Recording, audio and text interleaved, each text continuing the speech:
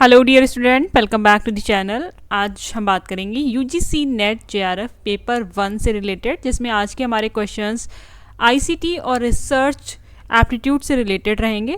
आपको पता है आपका एग्ज़ाम यूजीसी नेट जेआरएफ का पेपर जो है 31 दिसंबर से स्टार्ट होने जा रहा है, जिसमें पेपर 1 कॉमन पेपर है और पेपर 2 आपका अपना सब्जेक्ट वाला पेपर होता है। अगर आप UGC net paper 1 paper 2 political science के लिए प्रिपेयर कर रहे हैं तो आप चैनल को लाइक सब्सक्राइब शेयर करें, चैनल से कनेक्टेड रहें और अपनी प्रिपरेशन यहाँ से स्टार्ट कर सकते हैं। Let's begin with our today's question series. ये जितनी भी लेक्चर्स आपके लिए अपलोड किए जा रहे हैं वो सभी एग्जाम ओरिएंटेड हैं, एग्जाम को ध्यान में रखते हुए ही बनाए जा रहे हैं, सो दैट आपको ईजिली एक जगह पे पूरा मटेरियल मिल पाए कि क्या क्या पढ़ना है, क्वेश्चंस कैसे आ रहे हैं, कितना रिवीजन करना है और किस तरीके से क्वेश्चंस को टैकल करना है। ये सारी चीज़ें आप यहाँ पे समझ पाएंगे। आइए देखते हैं आज का हमारा फर्स्ट क्वेश्चन क्या है।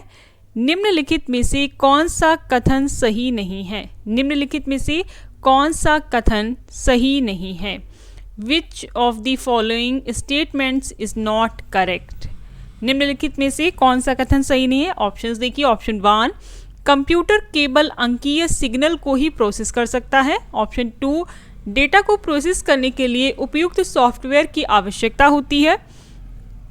ऑप्शन 3, कंप्यूटर डिजिटल और एनालॉग दोनों सिग्नल्स को प्रोसेस कर सकता है। ऑप्शन 4, कंप्यूटर मात्रात्मक और गुणात्मक दोनों डेटा का विश्लेषण कर सकता है। एक बार आप इंग्लिश में भी देख लें। Option 1, computer is capable of processing only digit signal. Option 2, appropriate software is required for processing the data. Option 3, computer is capable of processing digital as well as analog signals. Option 4, computer is capable of analyzing both quantitative and qualitative data. तो हमारा जो question है वो demand कर रहा है कि कौन सा सही नहीं है। अब देखिए, डेटा को प्रोसेस करने के लिए सॉफ्टवेयर की आवश्यकता है, सही है। कंप्यूटर डिजिटल और एनालॉग दोनों सिग्नल्स को प्रोसेस करता है, ये भी ठीक है। कंप्यूटर क्वालिटेटिव और क्वांटिटेटिव दोनों डेटा का एनालिसिस करता है, ये भी ठीक है। ऑप्शन 1 जो है, कंप्यूटर केवल अंकीय यानी कंप्यूटर केवल डिजिटल सिग्नल्स को ही प्रोसेस करता है, ये सही नहीं है, क्योंकि इसमें इन्होंने ओनली टर्म ऐड कर दिया है जो इसको एप्रोप्रिएट नहीं बनाता है। Option 1 is right according to the demand of question. Question की डिमांड के अकॉर्डिंग ऑप्शन 1 जो है सही होगा कि computer is capable of processing only digital signal. Option 1 is the right answer. बाकी 3 ऑप्शंस जो है वो आपके सही हैं। आइए नेक्स्ट क्वेश्चन देखते हैं। हमारा नेक्स्ट क्वेश्चन क्या है। निम्नलिखित में से कौन सा कथन सही है? Which of the following is correct statement? Option 1, निर्देशों के समूह को प्रोग्राम कहते हैं। ऑप्शन 2, किसी विषय को सीखने में छात्र की कठिनाई का निदान करने के लिए कंप्यूटर का उपयोग किया जाता है। ऑप्शन 3, यदि सॉफ्टवेयर उपलब्ध हो तो कंप्यूटर की सहायता से मनोवैज्ञानिक परीक्षण किया जा सकता है। ऑप्शन 4, उपरोक्त सभी। एक बार इंग्लिश में देखते हैं options. Option 1, a set of instructions is called programme. Option 2, computers can be used for diagnosing the difficulty of a student in learning a subject. Option 3, psychological testing can be done with the help of computer provided software is available. Option 4, all of the above. तो कौन सा कथन सही है हमको ये बताना है। देखिए, निर्देशों के समूह को प्रोग्राम कहते हैं, ये सही है। किसी विषय को सीखने में छात्र की कठिनाई का निदान करने के लिए कंप्यूटर का उपयोग किया जा सकता है, ये भी सही है। क्या एक लर्नर है वो कुछ सीख रहा है तो समस्या का या उस प्रॉब्लम का सोल्यूशन पाने के लिए वो कंप्यूटर का यूज़ कर सकता है।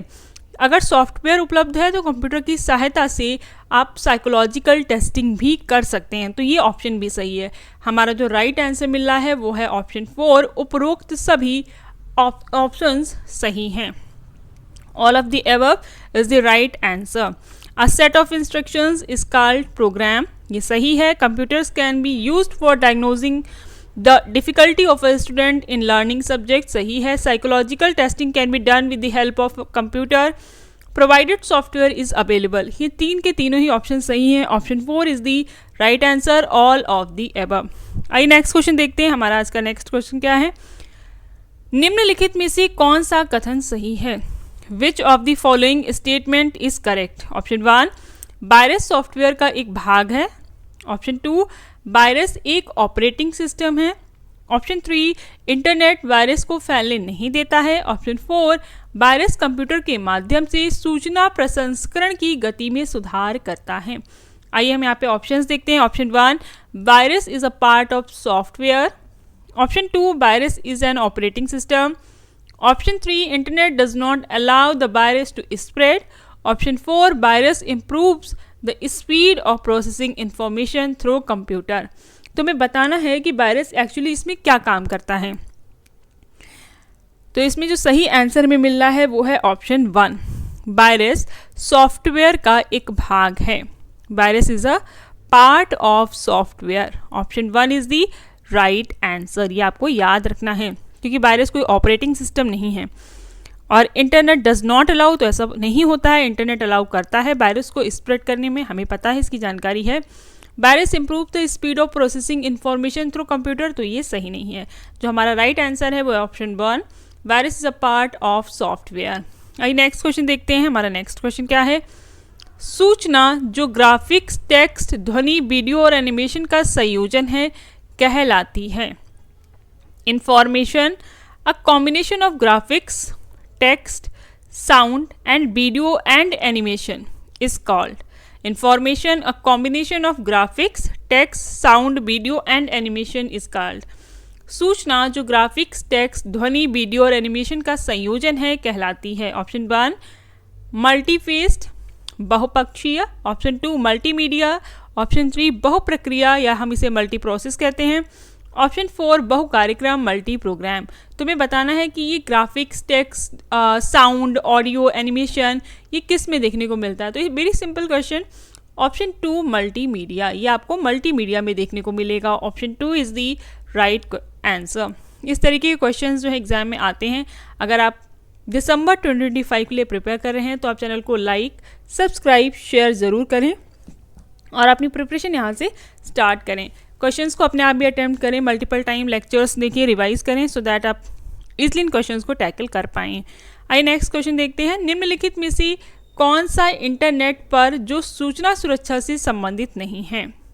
Which of the following is not related to information security on the internet.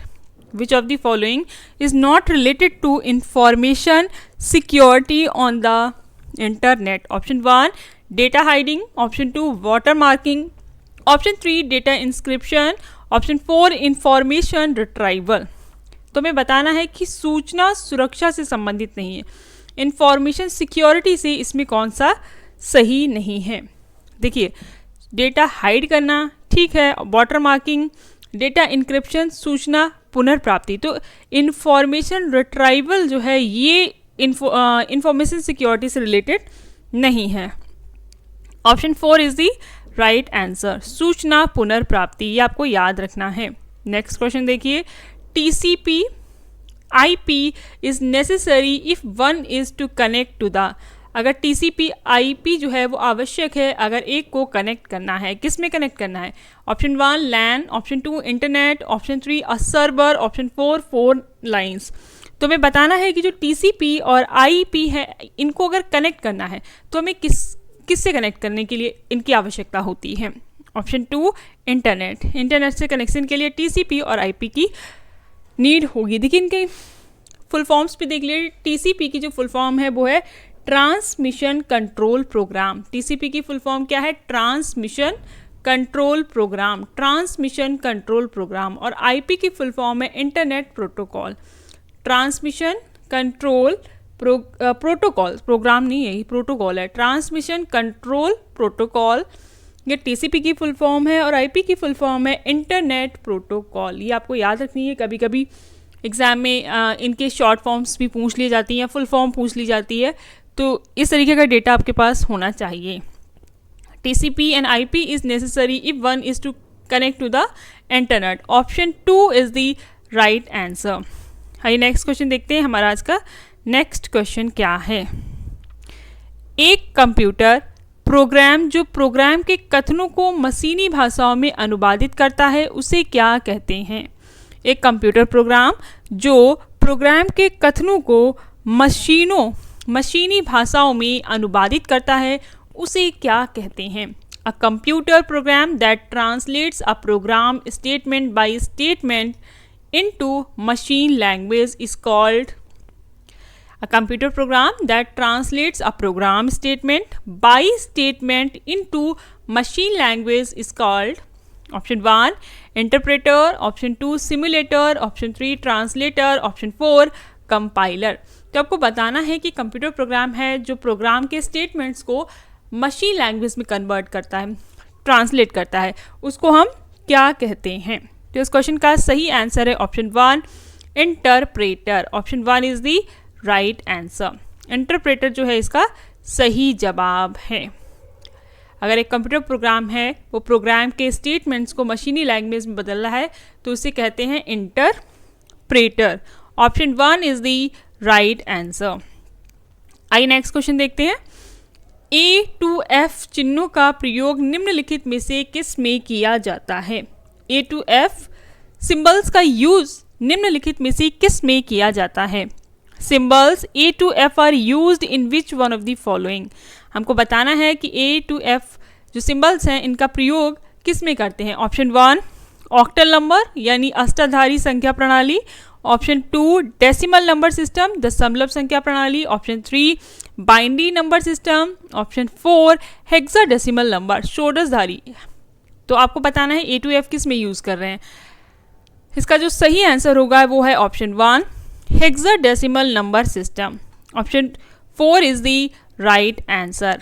Hexadecimal number system में हम A to F सिंबल्स का यूज़ करते हैं. आइए नेक्स्ट क्वेश्चन देखते हैं. नेक्स्ट क्वेश्चन क्या है? निम्नलिखित में से कौन सी गुणात्मक शोध की एक विशिष्टता है? निम्नलिखित में से कौन सी गुणात्मक शोध की एक विशिष्टता है? Which of the following is a characteristic feature of qualitative research? हमें गुणात्मक शोध यानी क्वालिटेटिव रिसर्च की जो स्पेशलिटी है उस पर ध्यान देना है. इसमें से कौन सी है? ऑप्शन 1 चरों का वस्तुनिष्ठ मापन, ऑप्शन 2 आंकड़ों का सांख्यिकीय विश्लेषण, ऑप्शन 3 मानव व्यवहार की प्रासंगिक समझ, ऑप्शन 4 परिकल्पना परीक्षण. Option 1 objective measurement of variables, option 2 statistical analysis of data, option 3 contextual understanding of human behaviour, option 4 hypothesis testing.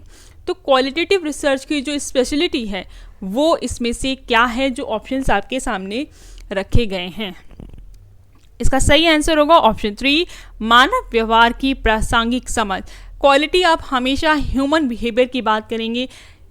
Contextual understanding of human behaviour, याद रखिएगा. क्वालिटी आप जब भी क्वालिटी की बात कर रहे होंगे it will be based on human behaviour, कि ह्यूमन का बिहेवियर क्या है उसकी प्रासंगिक समझ से रिलेटेड ही होगा.